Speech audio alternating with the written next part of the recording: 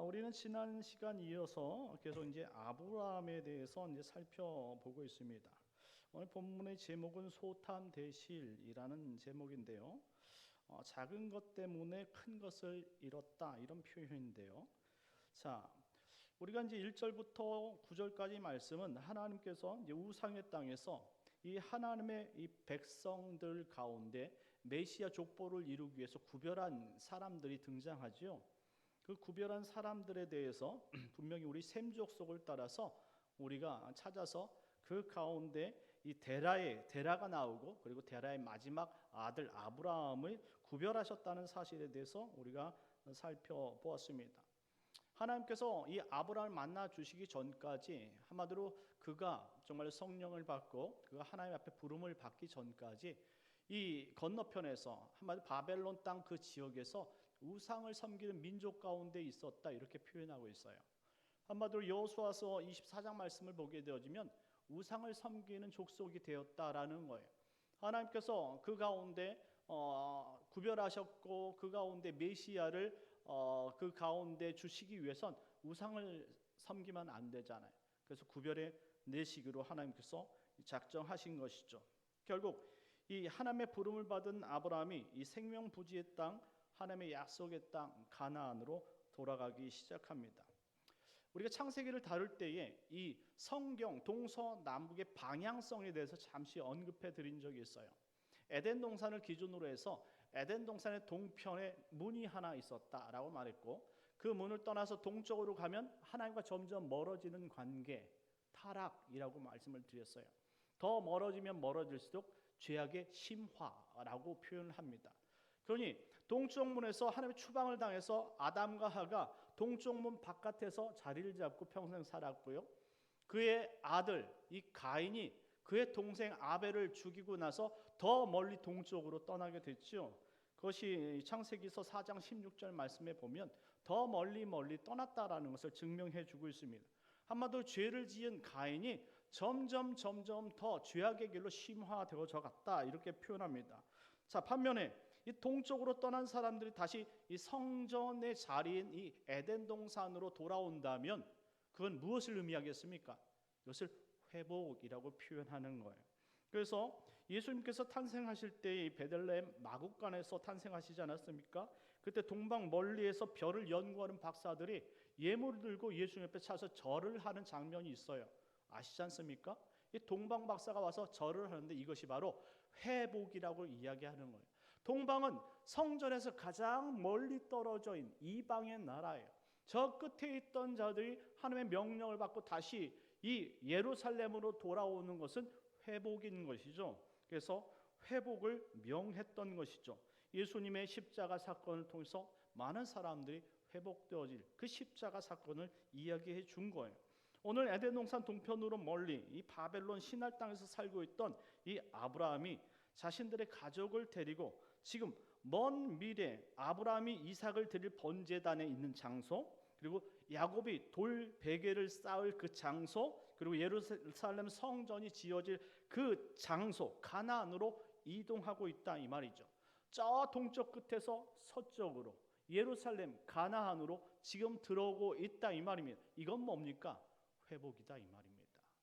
지금 멀리 우상을 섬기고 있던 이 데라의 가족 아브라함의 가족을 하나님께서 지명하여서 회복시키고 있다라는 거예요.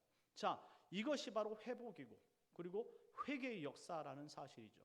우리도 정말로 하나님을 알지 못했지만 하나님께서 우리를 만나 주심으로 말미암아 떠나간 그 자리에서 주님의 자리로 우리가 다시 돌아오지 않았습니까? 우리가 언제 교회에 와서 예배드릴 수 있었겠습니까? 예배를 드리고 싶었던 마음이라도 있었겠습니까? 우리는 그런 마음이 전혀 없었지만 하나님께서 우리를 만나 주심으로 말미암아 우리에게 이와 같이 예수님을 사모하고 하나님께 경배해야 하는 마음을 가지게 된 줄 믿으시기 바랍니다. 이것이 회복이라는 말이에요. 그래서 아브라함을 택하셨으니 그리고 우리를 택하여 이 자리에 불러 모으셨고, 하나님은 오늘 이와 같은 주일은 아니지만 수요 예배 드리는 모든 성도들의 예배를 통해 영광을 받으시는 줄 믿으시기 바랍니다. 자, 그리고 5절 말씀에 보니까 결국 아브라함은 유브라데 강을 건너서 가나안에 도착하게 되지요. 유브라데 강을 건너서 가나안으로 들어왔어요. 얼마나 행복한 일을 기대하고 있었을까요? 그래서 7절 말씀에 보니까 세겜 땅 모래 상수리 나무에서 하나님께 제단을 쌓고 예배하게 됩니다. 너무나 기쁜 거예요. 하나님께서 말씀하신 그 약속의 땅에 들어왔어요. 너무나 기뻐서 어떻게 해서든 정착을 하려고 분명히 예배의 단을 쌓았는데, 근데 얼마 지나지 않아서 8절 말씀에 또 베델 동쪽 산으로 옮겨서 장막을 치고 그곳에서 다시 여호와께 제단을 쌓았다, 이런 표현이 나옵니다. 한마디로 자신이 도착했던 이 세겜 땅, 이 모래 상수리 나무에서 그가 살아보려고 했는데 그가 그 가나안 족속 때문에 살지 못하고 밀려났음을 보여주고 있는 거예요. 한마디로 원주민이 있기 때문에 원주민 속에 이방이 들어와서 산다는 것은 쉽지 않은 일이다라는 거예요. 그래서 점점 내려오게 되지요. 또 이유가 또 있지요. 그것은 바로 이 메소포타미아 지역의 이 풍성한 그 물, 한마디로 이 시날, 메소포타미아라는 그 의미가 두 풍부한 강의 사이, 이 평야지대를 메소포타미아라고 부르고 시날이라고 부른다고 이야기 드렸죠. 한마디로 물이 너무나 풍성한 지역에서 가나안 사막과 같은 지역에 들어오니까 물이 부족한 거예요. 분명히 낙타를 데리고 짐승들을 데리고 들어왔는데 이 대부대가 이동하다 보니까 이 가족들에게 풍성하게 먹일 물이 있어야 되는데 그 공급이 안 된 거예요. 한마디로 처음 세겜 땅에 도착했을 때 가나안 원주민들이 있었는데 그것이 바로 오아시스겠지요. 그 오아시스를 여러 부족이 함께 마시기엔 너무나 적다, 이 말이에요. 그러니 또 다른 물을 개척하기 위해서 남방으로 내려갔다, 이런 표현을 하는 것입니다. 유목민, 이 유목민을 베두힌이라고 얘기하지 않습니까? 베두힌에게는 가장 중요한 것이 물이에요. 물이 없으면 그들은 살 수가 없는 것이죠. 사막에서 물이 없는데 어떻게 해서 버틸 수 있겠습니까? 결국 아브라함은 자신의 가정을 위해서 중대한 결정을 내릴 수밖에 없었어요. 물이 있는 곳으로 일단 가자라는 것이죠. 그래서 9절 말씀처럼 점점 남방으로 아브라함의 가정이 옮겨가게 된 것입니다. 남방, 이 남방이란 단어가 네게브라는 단어예요. 네게브라는 단어는 이스라엘의 60%를 이루고 있는 사막 지역을 뜻하는 단어예요. 사막 지역. 한마디로 물이 한순간 오면 그 물을 받아낼 수 없기 때문에 흘러가 강을 이룰 수 있는 그런 사막을 말하는 거예요. 혹시 여러분 동물의 왕국 같은 것을 보신 적이 있는지 모르겠어요. 강우이 막 쨍쨍 치다가 어떤 갑자기 그 비가 오는 그 날에 막 폭포수 같은 비가 오면 갑자기 없던 강이 생기고 바다같이 막 폭포수 같은 것들이 생기는 걸 볼 수가 있을 거예요. 그것이 바로 네게브예요. 한마디로 이같이 비가 오면은 이 비가 이 땅 속에 스며들 수 없기 때문에 강물을 이루게 되는 것이죠. 여러분들 열왕기상 18장 말씀에 보게 되어지면은 그 이 갈멜산 전투가 나오죠. 이 엘리야가 이 아합 왕과 그리고 그의 아세라 바알 선지자 850명과 싸우는 장면이 일어납니다. 그때 이 엘리야가 기도함으로 말미암아 이 제단이 불태워지고 응답받고 나서 또 기도로 말미암아 이스라엘에 비가 내리죠. 하나님의 응답을 보여줬어요. 이때 이 비가 오니까 이 아합 왕은 자신의 왕궁까지 마차를 타고 가는데 이 엘리야는 그 마차 앞에서 허리를 동이고 달려뛰더라 라고 말하고 있습니다.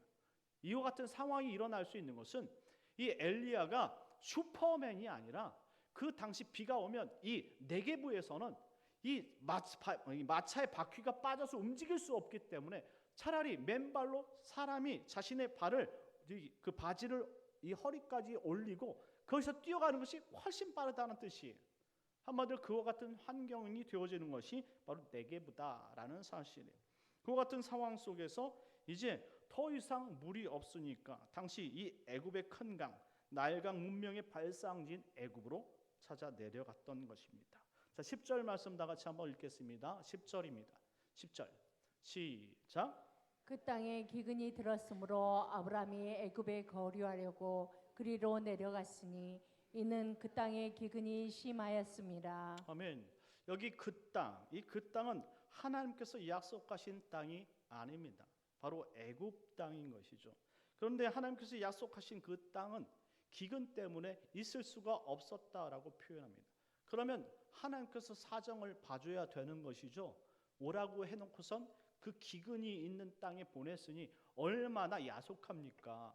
아무래도 그냥 물을 좀 풍성하게 준다던가 물을 뿜어낼 수 있는 그런 그 우물물을 파준다던가 모터 펌프를 줘서 어떻게든 물을 제공해 주었으면 그럼 살겠는데 그런 물조차 주지 않고 그런 나약하고 열악한 상황 속에서 어떻게 많은 짐승들과 자신의 가족들이 살 수 있겠습니까? 한마디로 물이 풍부한 지역에서 여기 척박한 땅으로 오니까 도저히 견딜 수가 없던 거예요. 한마디로 화려한 아파트에 살다가 여기 초가집으로 들어와가지고 뭐 살려고 하니까 너무나 불편한 게 많은 거예요. 손볼 것이 너무나 많아. 그러니 손보기 위해서 나갔다 다시 들어와야 되는 그런 작전상 후퇴 상황이 있었다 이 말이죠. 그런데 하나님이 이것조차도 용납하시지 않습니다. 여기 애굽에 거류하려고 이 거류하다라는 단어가 구루라는 단어인데요. 우리가 이번에 그 베드로전서 2장 11절 말씀을 설교할 때에 이 디아스포라를 대상으로 이 베드로가 설명할 때 너희들은 이 거류민이요 나그네다라고 선언했죠. 이 거류민이 바로 떨어져 있는 사람들 그것을 의미하는 거예요. 한마디로 이곳이 자신의 집은 아닌데 이곳에서 정착하려고 했던 사람들을 거류민이라고 부르는 거예요. 한마디로 마음속으로는 지금 하나님의 약속의 땅도 중요하지만 현실을 선택할 수밖에 없었던 상황이었다라는 것이죠. 그런데 하나님은 이것을 용납하지 않더라라는 것입니다. 결국 그래서 아브라함에게 큰 위기를 겪게 되는데요. 한번 보겠습니다. 11절부터 13절까지 말씀입니다. 11절부터 13절 시작. 그가 애굽에 가까이 이르렀을 때 그의 아내 사라에게 말하되 내가 알기에 그대는 아리따운 여인이라 애굽 사람이 그대를 볼 때 이르기를 이는 그의 아내라 하여 나는 죽이고 그대는 살리리니 원하건대 그대는 나의 누이라 누이라 하라. 그러면 내가 그대로 말미암아 안전하고 내 목숨이 그대로 말미암아 보존되리라 하니라. 아멘. 할렐루야. 이 액정 속에서 숨은 그림 하나가 자꾸 등장해가지고 저도 참 신경이 쓰는데요. 저와 비슷한 사람이 자꾸 나갔다 들었다 그러는데요. 손을 좀 봐야 될 것 같습니다. 자, 아브라함은 국경을 넘을 때마다 이 자신의 아내 사레가 신경이 쓰였어요. 저번에 말씀드렸죠. 이제 이 국경을 넘을 때 그 아브라함과 사라가 이 서로가 약속한 것이 있어요. 당신은 내 아내가 아니야. 누가 물어보면 내 누이야. 뭐라고? 내 누이야. 뭐라고? 내 누이야. 반드시 이야기해야 돼. 내 누이야. 이제 우리는 그냥 남매야. 그렇게 살자. 이렇게 하고 이제 선언하고 출발한 것이죠. 근데 오늘 본문에도 똑같이 그와 같이 얘기를 해요. 이 11절 말씀에 이 아내 사라에게 말하되 내가 알기로는 당신은 이 세상의 어떤 여자들보다 가장 이뻐. 그건 나뿐만 아니라 분명히 모든 사람들 똑같은 눈을 가졌기 때문에 그렇게 볼 거야. 그러니 애굽 사람들이 그대를 볼 때에 너무나 아리따워서 나를 남편이라고 그러면 나를 죽일 거니까 나를 누구라고? 그래, 나를 오빠라고 불러. 오빠. 따라해봐. 오빠. 그냥 오빠라고 불러. 오빠. 그러니까 어떻게 됩니까? 바로 왕이 이것을 모든 것들을 다 알아보게 되는 것이죠. 결국 어떻게 됩니까? 이 약육강식 시대에 정말로 힘으로 모든 것을 다 해결하죠. 그런 얘기가 있잖아요. 힘센 자가 강한 자가 미인을 얻는다. 그 당시에 힘을 가지고 있던 바로 왕이 못할 것이 무엇이 있겠습니까? 갑자기 정말로 이 애굽에 보지 못했던 미스 애굽이 들어왔는데 이거 어떻게 하겠다는 거예요. 이런 기회를 왕이 놓칠 수가 있습니까? 왕이 그 권세를 가지고 이와 같이 아리따운 여자를 이 한 손에 딱 제압을 못한다면 왕의 체면이 서지 않는 것이죠. 그와 같은 상황이 지금 있었던 거예요. 그냥 아브라함은 항상 이 사라의 탁월한 외모 때문에 노심초사할 수밖에 없어요. 지금 이제 애굽으로 건너갈 때에 이 당신 때문에 내가 이와 같은 고민이 있으니 항상 마음에 정말 새겨두고 우리 정말로 조심히 다녀오자 이렇게 이야기한 것이죠.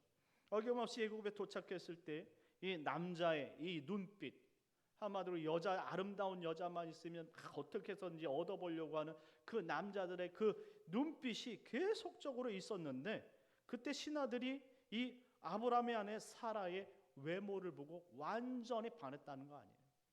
그래서 어떻게 합니까? 바로 왕에게까지 소문을 들려줬어요. 새롭게 정말로 여인 하나가 도착했는데, 정말로 이 오빠와 함께 온 이 여인, 사라라는 여인이 너무나 아름답다는 거예요. 어떻게 합니까? 14절 15절 말씀 다 같이 읽겠습니다. 14절 15절 시작.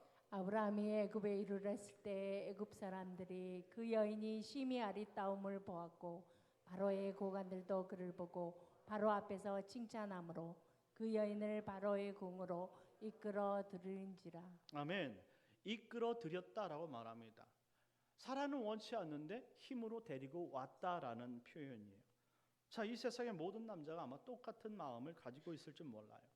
신앙이 없고 도덕적 윤리적 기준이 없기 때문에 힘의 논리로 모든 것을 다 할 수 있었다라고 생각했던 것이죠. 오히려 16절 말씀해 보니까 이 아브라함은 이 바로 왕으로부터 이제 정말 식구가 생겼다 해서 환대를 받게 되었습니다. 양과 소와 노비와 암소 나귀와 낙타까지 이 결혼 선물로 푸짐하게 이 바로 왕으로부터 아브라함이 선물을 받았다 이 말. 이거 받으면 뭐 합니까? 지금 자신의 사랑하는 아내가 지금 붙잡혀서 남의 지금 아내가 될 판인데 이게 무슨 소용이 있느냐 이 말입니다. 자, 지금 아브라함의 마음은 어땠을까요? 분명히 무엇인가 후회하고 있는 것이 있는데, 아브라함이 후회할 것은 딱 하나예요. 뭘까요? 하나님의 말씀인 가나안을 버리고 애굽에 내려왔다는 거예요. 그럼 어떻게 했을까요? 생각해 보세요. 이 아브라함은 이와 같은 상황 속에서 이 하루가 지나도록 바로 왕이 보내주지를 않는데, 이 사라가 돌아오지 않는데 어떻게 잠을 잘 수 있겠습니까? 뭐 했겠어요? 발을 동동 구리며 하나님 앞에 기도했겠지요. 뭐라고 기도했을까요? 전능하신 하나님, 부족한 종 때문에, 믿음 없는 종 때문에 이와 같은 일이 일어났어요. 용서해 주시고 우리 사라의 몸을 정말로 깨끗하게 보존해서 정말로 아침이 되면 반드시 저에게 보내주시옵소서. 이렇게 간절히 기도하지 않았겠느냐 이 말입니다. 하나님께서 이 아브라함의 기도를 들어주셨겠습니까? 안 들어주셨겠습니까? 들어주셨지요. 17절 말씀 다 같이 읽겠습니다. 17절입니다. 시작. 여호와께서 아브라함의 아내 사레의 일로 바로와 그 집에 큰 재앙을 내리신지라. 아멘. 여호와께서 아브라함의 기도를 들으시고 아내 사라의 일로 바로와 그 집에 큰 재앙을 내리셨다라고 말합니다. 자, 아브라함의 기도를 들어주신 이유, 첫째, 하나님은 자신의 백성을 보호하신다. 둘째, 아브라함과 사라의 족보를 통해서 메시아가 이 땅에 들어와야 돼요. 그 사이에 지금 어떤 사탄 마귀 관계도 낄 수가 없어요. 이건 언약이에요. 분명히 그것을 위해서 아브라함을 선택했고 사라를 선택했기 때문에 순결한 모습으로 서야 된다 이 말입니다. 그런데 인간이 개입한 것은 사탄이 그 사이를 비집고 들어왔다는 거예요. 이것을 하나님께서 그대로 방치하시겠느냐? 절대 그렇지 않는다는 것이죠. 하나님이 막아서 버리는 거예요. 어떻게? 저주로서. 네 바로야, 네가 지금 정신을 못 차리는구나. 지금 네가 누구하고 함께 있는 줄 아느냐? 위대한 선지자 아브라함의 아내 사라를 네가 건드릴 준비를 해? 내가 너희 가정을 완전히 풍비박산을 내버릴 거야. 이렇게 선언을 해버렸다 이거죠. 그러니 순결한 사라를 보존하기 위해서 하나님이 하나님의 공권력을 사용하셨다 이 말이에요. 전능하신 그 능력을 사용하니까 어떻게 되겠어요? 바로가 깜짝 놀랐죠. 전에 자신들도 분명히 믿고 있는 태양신도 있고 이집트의 여러 가지 신들이 있잖아요. 우리가 알다시피 여러분들 그 애굽에 내려갔던 모세가 그 애굽에 있던 이스라엘 백성들 끌고 나올 때 10가지 재앙을 쏟아내잖아요. 이게 바로 그들이 섬겼던 10가지 신이잖아요.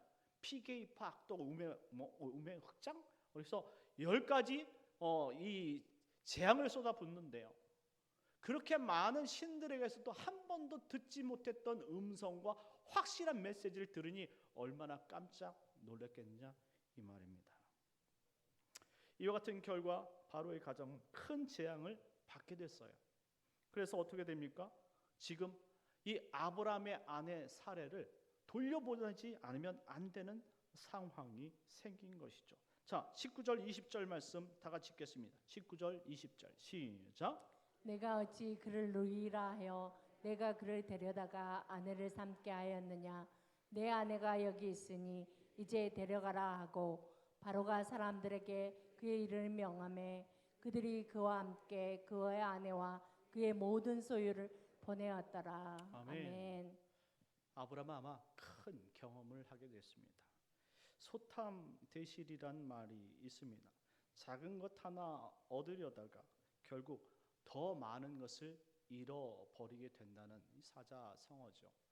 우리가 우리의 잘못된 삐뚤은 생각 그리고 아차하는 생각에 하나님께서 우리에게 주신 귀한 약속 하나를 잊어먹음으로 말미암아 큰 어려움에 봉착할 수 있다라는 거예요. 이런 거예요.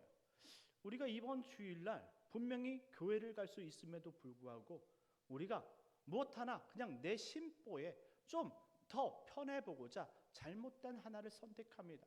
그냥 이번 주일은 피곤하니까 그냥 쉰다 그럴까?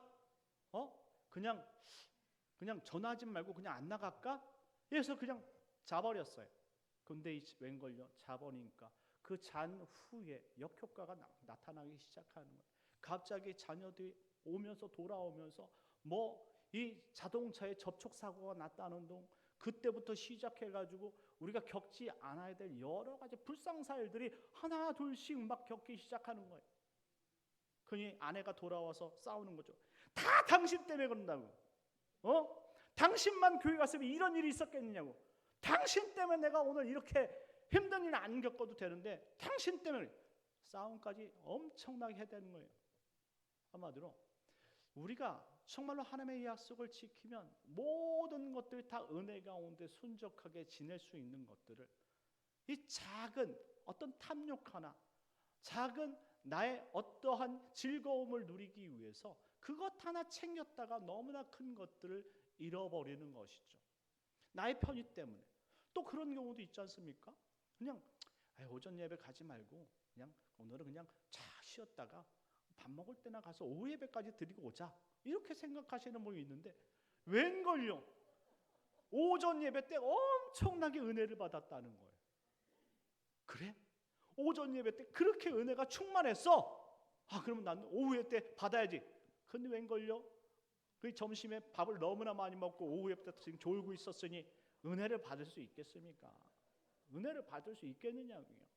그것이 바로 우리의 작은 탐욕 때문에 일어나는 사건들이라는 것입니다. 사랑하는 성도 여러분, 아브라함의 경험을 우리 신앙에 우리가 접목해 볼 필요가 있어요. 아브라함은요, 그 이후로요 절대 가나안을 떠나지 않습니다. 얼마나 그 마음을 독하게 품었는지 아시겠습니까? 이것이 아브라함 평생의 상처가 됐던 거예요. 아브라함이 자신이 가장 사랑했던 아내를 잃을 수 있다라는 평생의 상처가 됐기 때문에 그 이후에 어떤 일이 있더라도 절대 가나안 그 지경을 떠나지 않았다는 거예요. 얼마나 대단합니까? 그래서 아브라함을 하나님께서 높이 평가하는 것이고 그를 믿음의 조상이라고 부르는 것입니다. 말씀을 맺겠습니다. 우리가 타산지석이라고요. 현장 속에서 아브라함이 겪었던 것을 우리 인생 신앙 가운데 접목하면 정말로 우리가 정말 하나님 앞에 꾀를 부리거나 잘못된 생각으로 죄를 짓는 것이 너무나 많다 이 말이죠. 그런 잘못된 생각과 잘못된 일로 인해서 하나님께서 주신 그 은혜를, 큰 은혜를 잃어버리고 오히려 좀 세상의 탐욕으로 우리가 더 타락된 생활을 할 수 있다는 생각을 항상 가지시고 말씀 앞에 바로 서시고 하나님 앞에 순종하는 종이 되어 주께 영광을 돌릴 수 있는 복된 성도님들 되시길 예수님의 이름으로 축원합니다. 잠시 기도하겠습니다. 특별히 3일 동안 하나님 이처럼 소탐 대실처럼 작은 것 탐하다가 큰 것 놓치지 않도록 하나님 우리에게 작은 것에도 순종할 수 있는 믿음을 허락하여 주시고 특별히 내일 전도와 그리고 토요일 있을 우리 대청소와 그리고 주일 모든 예배 가운데 하나님 은혜를 베풀어 주셔서 정말 기본적으로 하나님께서 주시겠다는 그 약속을 다 누리고 하나님 큰 일을 감당할 수 있는 믿음의 일꾼 되게 하여 주옵소서. 우리 주여 한번 내시고 기도하겠습니다. 주여, 하나님 아버지 은혜를 베풀어 주옵소서. 우리가 이처럼 부족하고 연약합니다. 하나님, 인간의 탐욕으로 인해서 하나님 오히려 더 큰 것을 잃어버릴 수밖에 없는 상황. 하지만 그 가운데 하나님의 은혜를 아버지 아브라함 믿음으로 받아들이고 하나님 더욱더 믿음으로 살아갔던 것을 우리가 생각하오니 하나님 아버지 붙들어 주시옵시고 오직 예수로 승리하는 저들 될 수 있도록 인도하여 주시옵소서. 오직 주님 바라보길 소망하오니 나머지 3일도 주의 뜻대로 살게 하시고 오직 주의 말씀 아니면 행하지 않게 하시고 주의 말씀으로만 감당할 수 있는 저들 될 수 있도록 인도하여 주시옵소서. 오직 주님을 의지합니다. 주님 신뢰합니다. 주여 복 주시옵소서. 은총을 허락하여 주옵소서. 하나님 새벽에도 아버지 또 평상시에도 주의 은혜 가운데 거할 것을 믿사오며 예수님의 이름으로 기도드리옵나이다. 아멘. 참 좋으신 하나님 은혜를 감사합니다. 하나님 오늘 아브라함의 삶을 통해서 하나님 우리가 깨달아야 될 귀한 말씀을 붙잡습니다. 하나님 작은 것 하나라도 하나님의 말씀을 신중하게 부여잡고 아버지 신실하게 따라가면 하나님께서 우리를 보호해 주시고 우리에게 큰 은혜를 베풀어 줄 줄 믿사오니 순종의 마음을 갖게 하시고 나머지 3일도 하나님 순종하는 아브라함처럼 우리들도 순종하여 큰 복을 누릴 수 있도록 은혜 내려 주시옵소서. 내일 있을 전도와 토요일 있을 대청소에게도 은혜 베풀어 주시고 하나님 시간을 내어서 찾아온 모든 성도들에게 하나님 만복을 허락하여